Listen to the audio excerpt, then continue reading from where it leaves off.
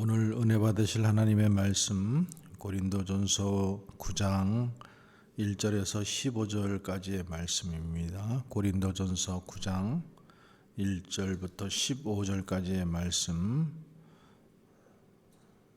말씀 가지고 오늘 복음을 위한 사도의 권한, 이런 제목으로 함께 은혜 나누고자 합니다. 복음을 위한 사도의 권한. 오늘부터 우리가 고린도전서 9장 말씀을 공부하겠는데요. 고린도전서 9장은 8장, 우리 지난주에 보았던 8장부터 10장까지는 이 계속되는 우상의 제물과 관련된 그리스도인의 자유, 이 그리스도인의 자유에 대한 바울 사도의 권면의 말씀입니다. 그래서 우리가 지난주 8장의 말씀에 보면은 예수 그리스도를 믿음으로 말미암아 그리스도인들은 이제 율법의 모든 요구로부터 자유를 얻게 되었죠. 그래서 우리는 먹지 못할 음식이 없습니다. 우상에게 바친 제물도 양심에 꺼리낌이 없다면은 얼마든지 먹을 수 있습니다.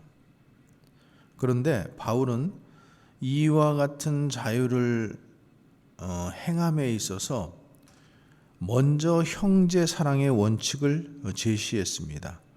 그래서 8장 13절의 말씀에 보면은 그러므로 만일 음식이 내 형제를 실족하게 한다면 나는 영원히 고기를 먹지 아니하여 내 형제를 실족하지 않게 하리라. 비록 내가 어떤 일을 행함에 있어서 자유가 있지만 만일 그 일을 행하는 데 있어서 형제가 시험이 들거나 믿음에서 떨어지는 일이 있다면은 그 자유를 포기하겠다라는 거죠. 그 자유를 겸손하게 절제해서 공동체 안에 덕을 세우고 또 사랑을 실천하는 그것이 더 먼저라고 이렇게 가르치고 있죠. 그래서 이와 같이 이 예수 그리스도의 복음 전파를 위해서 절제하는 그 삶의 모습을 보여주기 위해서 지금 고린도전서 9장에서 바울은 자신이 그리스도인으로서 사도로서 가진 권한이 있는데 그것이 무엇인지 이렇게 언급하면서 자신이 그것들을 어떻게 절제해 왔는지를 이렇게 하나씩 열거하고 있습니다. 바울이 지금 이 이야기를 하는 이유는 자기 자랑을 위한 것이 아니라고 얘기하고 있습니다. 또 자신과 같이 필요하다면은 그리스도인이 가진 자유, 이 권한을 절제하면서 복음 전파가 방해받지 않도록 살아가도록 본을 보여야 한다라는 것입니다. 자, 1절의 말씀, 오늘 9장 1절의 말씀 한번 먼저 봅니다. 내가 자유인이 아니냐, 사도가 아니냐, 예수 우리 주를 보지 못하였느냐, 주 안에서 행한 나의 일이 너희가 아니냐. 자, 1절 말씀에서 내가 자유자가 아니냐, 사도가 아니냐, 예수 우리 주를 보지 못하였느냐. 첫째, 바울은 자신이 자유자라고 했습니다. 여기서 말하는 자유자라는 것은 노예가 아니고 자유시민이다 이런 뜻이 아니라 예수 그리스도의 복음으로 말미암아 율법의 구속에서부터 해방된 자, 자유자라는 그런 뜻입니다. 또 두 번째로 바울은 자신이 사도라고 이렇게 얘기했습니다. 사도는 예수 그리스도로부터 직접 복음 전파의 사명을 위임받은 사람입니다. 또 셋째로 바울은 자신이 예수 그리스도를 직접 눈으로 본 사람이라고 했습니다. 바울은 다른 제자들과는 달리 다메섹 도상에서 부활하신 예수님을 만났지요. 그래서 바울을 비난하고 대적하는 사람들은 이 사건만 가지고 예수님의 제자라는 것을 인정하지 않으려고 했죠.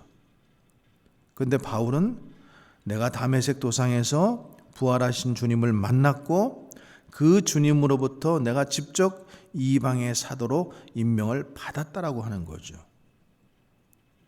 네 번째로는 바울은 부패하고 타락한 도시 이 고린도에서 하나님의 교회를 세우고 그리고 사람들을 주님께 인도했다라는 거예요.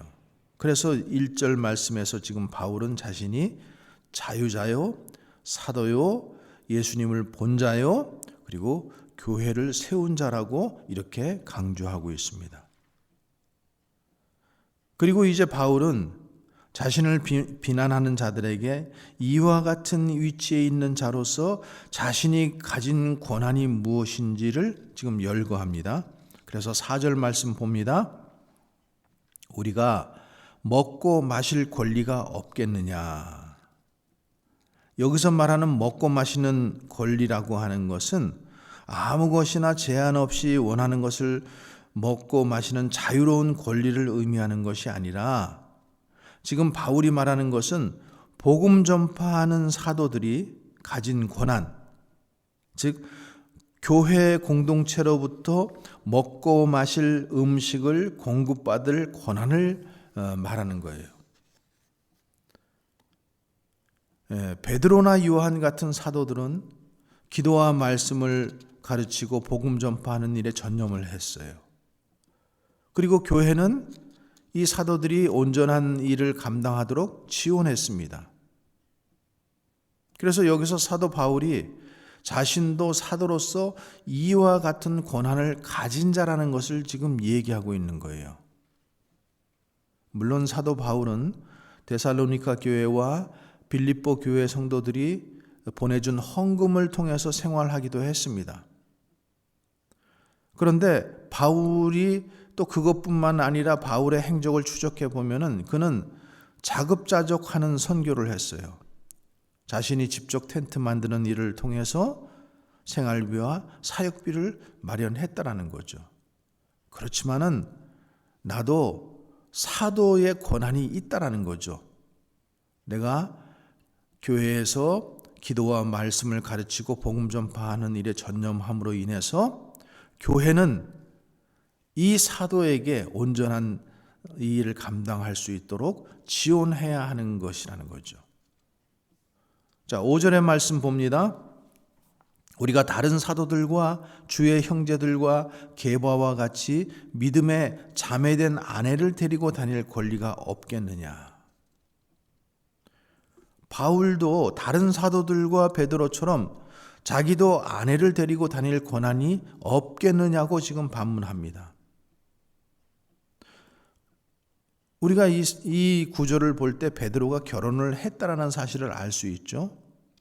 또 뿐만 아니라 다른 사도들도 결혼을 해서 그의 아내들과 함께 전도 여행을 다녔다는 점을 우리가 생각해 볼 수 있어요. 천주교에서는 사제나 수녀들이 결혼하는 것을 강제적으로 금하고 있죠. 근데 이 말씀들을 보면은 오늘 성경의 말씀들을 보면은 그것이 성경적이지 않다는 것을 우리가 생각할 수 있어요.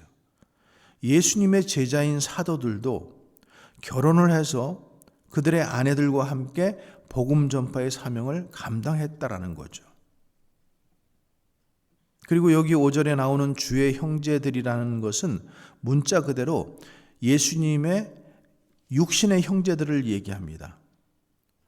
어머니 마리아와 아버지 요셉과 사이에 태어난 예수님의 그 육신의 친동생들이죠. 그래서 예루살렘 교회의 수장이었던 예수님의 동생 야고보 그리고 뿐만 아니라 예수님의 형제들은 예수님의 부활 사건 이후에 모두 그리스도인들이 되었어요. 그리고 그들 역시도 결혼을 해서 아내들과 함께 복음 전파의 사명을 감당했습니다. 이와 같이 결혼한 사도들 그리고 그의 가족들은 교회의 후원을 통해서 부양을 받고 또 사역에 전념할 수 있도록 교회는 서포트 해야 된다라는 거죠. 그러면서 비록 바울 자신은 결혼하지 않았으나 사도 바울은 자신도 사도로서 이와 같이 결혼하며 가족을 이루고 교회로부터 가족의 부양을 후원받을 권한이 있다라고 지금 말하고 있습니다. 6절 말씀 봅니다. 어찌 나와 바나바만 일하지 아니할 권리가 없겠느냐. 바울은 고린도 교회에서 사역을 할 때 텐트 만드는 일을 했죠. 그래서 텐트 만드는 일을 하면서 생활비와 사역에 필요한 비용들을 스스로 충당했어요. 그래서 그가 고린도 교회를 세우기 위하여 자신이 가진 권한을 사용하지 않았다라는 거예요. 그러면 지금 왜 바나바를 여기서 언급할까? 성경학자들은 바나바도 바울과 같이 사도적 권위를 인정받은 자이지만 교회로부터 부양받을 수 있는 권리를 포기하고 스스로 이 일을 통해서 생활비를 벌고 복음을 전파했기 때문에 아마 이렇게 때문이라고 이렇게 해석을 합니다. 우리가 사도행전에 보면은 바나바가 자신의 전 재산을 교회에 헌납하는 장면이 나오잖아요. 그는 교회로부터 아무런 경제적 대가도 그리고 대가도 없이 복음 사역에 전념했던 것으로 보입니다. 그러니까 바울이 지금 자신과 바나바도 역시 사도로서 복음 전파에 전념하기 위하여 교회로부터 부양받을 권한이 있는 자라는 것을 지금 강조하고 있는 거죠. 7절 말씀, 누가 자기 비용으로 군 복무를 하겠느냐?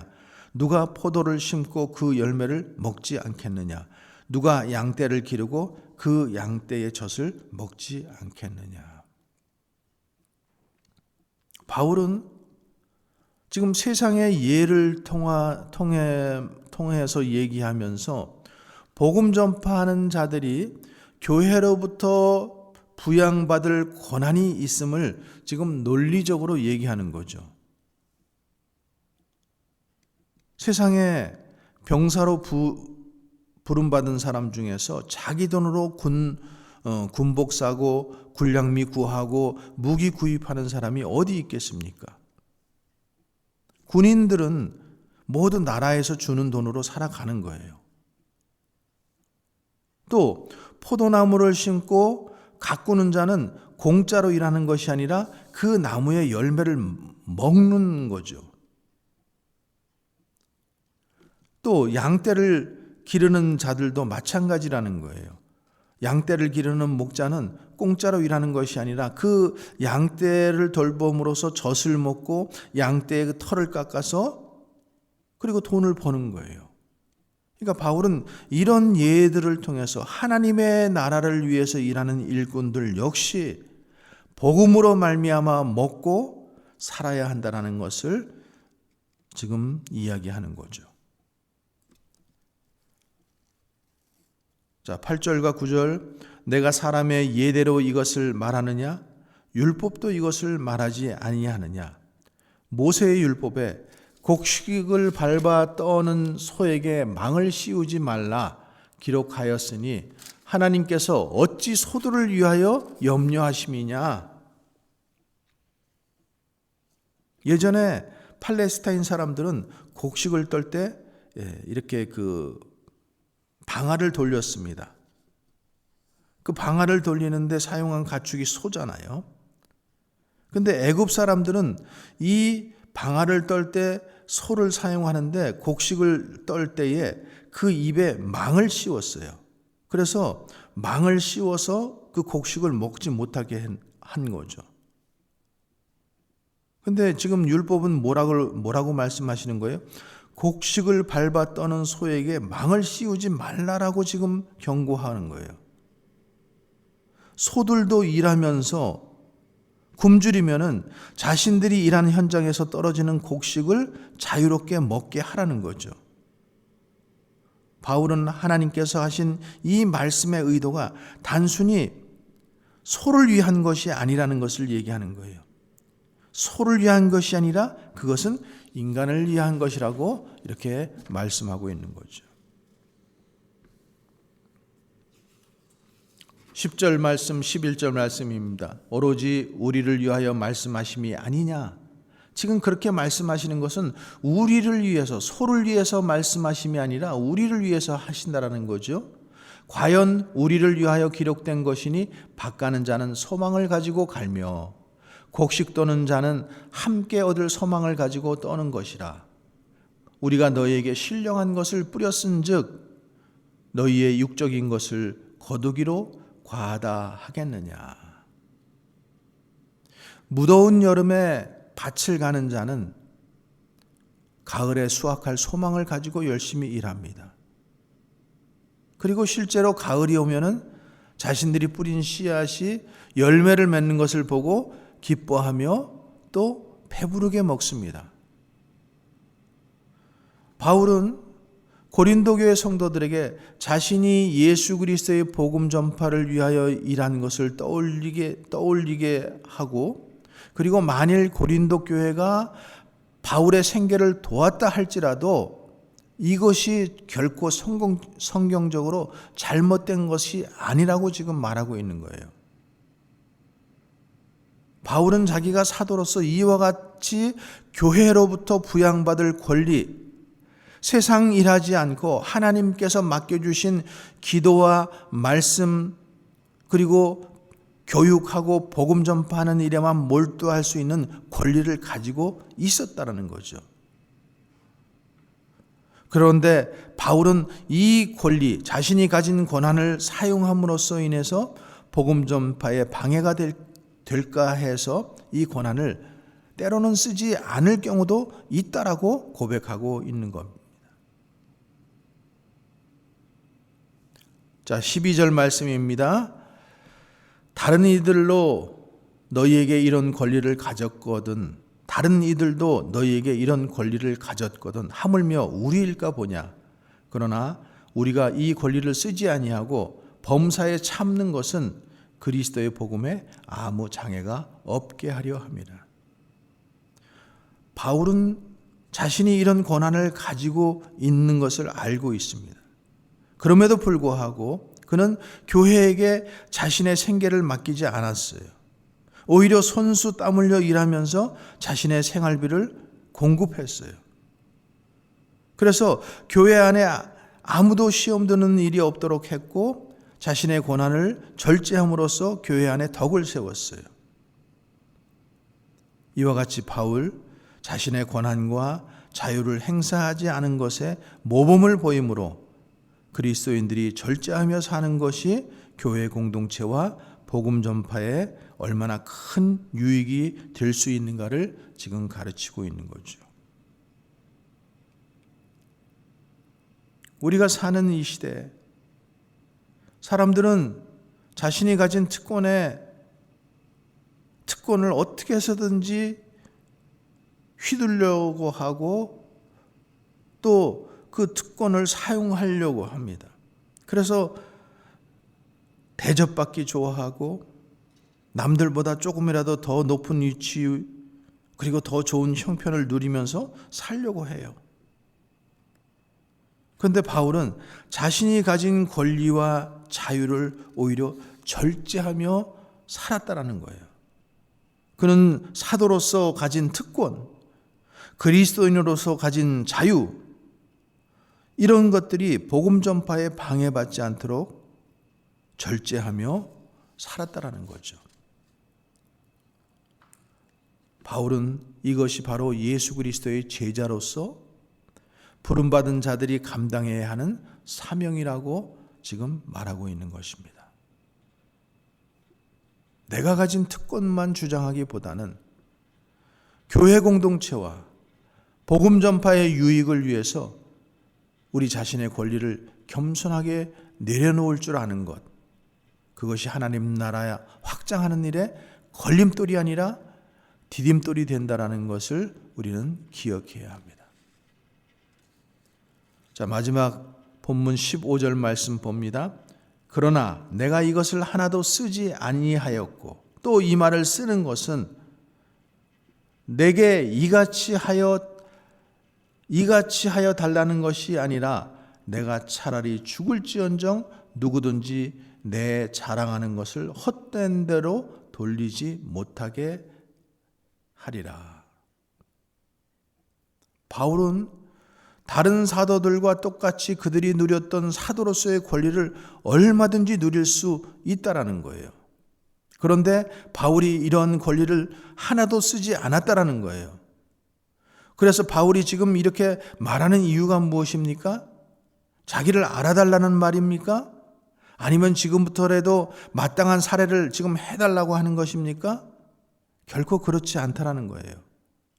바울은 내가 지금 이 말을 쓰는 것은 내게 이같이 해달라는 것이 아니라는 거죠. 그러면서 거기 내가 차라리 죽을지언정, 여기 지금 내가 차라리 죽을지언정 하고 점을 찍어둔 이유는 내가 죽을지언정 그렇게 하고 싶지 않다라는 거예요. 내가 이 말을 함으로 인해서 내가 자랑하는 예수 그리스도의 십자가가 헛된 대로 돌리지 못하게 하려고 한다라는 것이죠. 바울은 오직 예수 그리스도의 십자가와 복음을 위해서 살았습니다. 이를 위해서 자신의 권리도 포기했어요. 우리에게 시사하는 바가 참 큽니다. 조금만 손해보면은 참지 못하는 우리. 그리스도와 복음을 위해서 살아간다고 하면서도 우리는 자기의 권리가 조금만 침해를 당하고 조금만 손해보는 것 같으면은 핏대를 세우고 혈기를 내세우면서 살아가고 있는 오늘날 우리들의 모습에 조용한 교훈을 주는 말씀입니다.